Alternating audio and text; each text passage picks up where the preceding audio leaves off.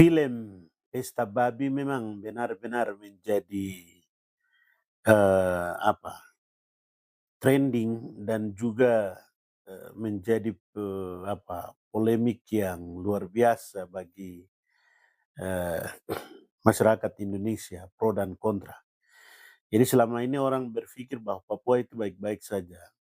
Jadi begitu film itu dirilis, gitu, film itu dirilis, orang baru buka mata, lalu memberikan komentar-komentar yang, pro dan kontra juga. Jadi ada pihak yang mengatakan, nah film itu hanya propaganda atau isu-isu yang sebenarnya, tidak benar dan seterusnya. Tetapi saya mau katakan bahwa, Pak Dendi sebagai sutradaranya, maka tidak punya kepentingan sama sekali di situ. Tapi dia berusaha untuk memperjelas atau memperlihatkan realita yang terjadi di Papua melalui film dokumenter itu. Jadi, apa, jadi semua orang, Indonesia harus melihat realita yang sesungguhnya yang sedang terjadi itu. Lepas dari ibu siapa yang mengatakan, dia dimanfaatkan dan segala macam, tapi perhatikan dia dibayar itu. Pernyataannya itu dikeluarkan karena dia dibayar, dikasih uang. Makanya bisa dia sampaikan kata-kata semacam itu. Itu, bisa di film gambar-gambar semacam ini kan bisa jelas itu di tangannya itu ada uang gitu. Pada waktu, apa, mereka wawancarai dari pihak sebelah yang bertolak belakang.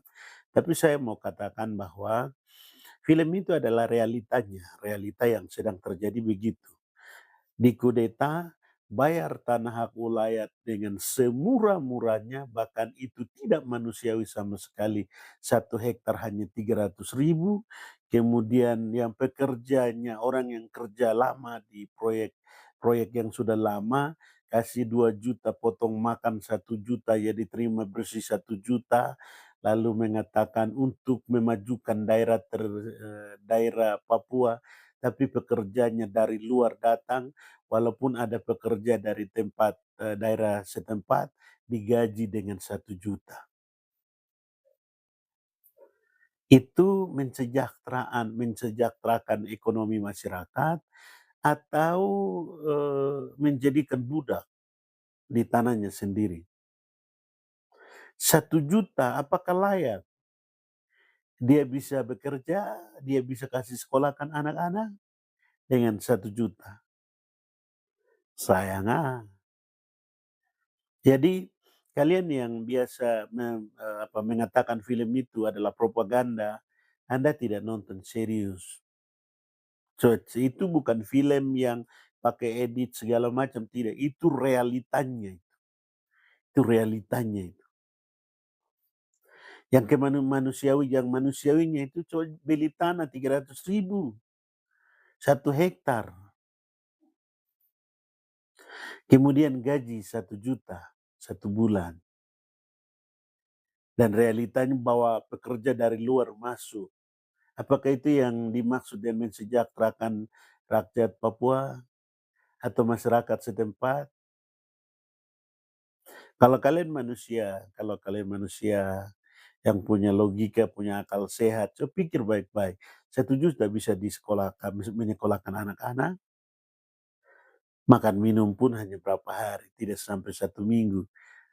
Gitu.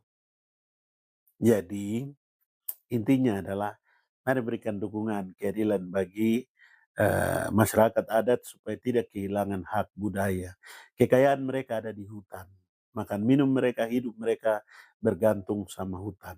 Tapi kalau hutan itu terus-menerus dieksploitasi, maka lama-lama kasuari hilang, burung-burung hilang, segala kekayaan alam hilang. Mereka mungkin akan mutasi ke PNG dan seterusnya. Nanti, beberapa tahun ke depan tinggal cerita, daerah ini dulu ada kasuari, ada burung kakatua, ada cendrawasih, tapi burung-burung dan barang itu sudah tidak ada di negeri ini.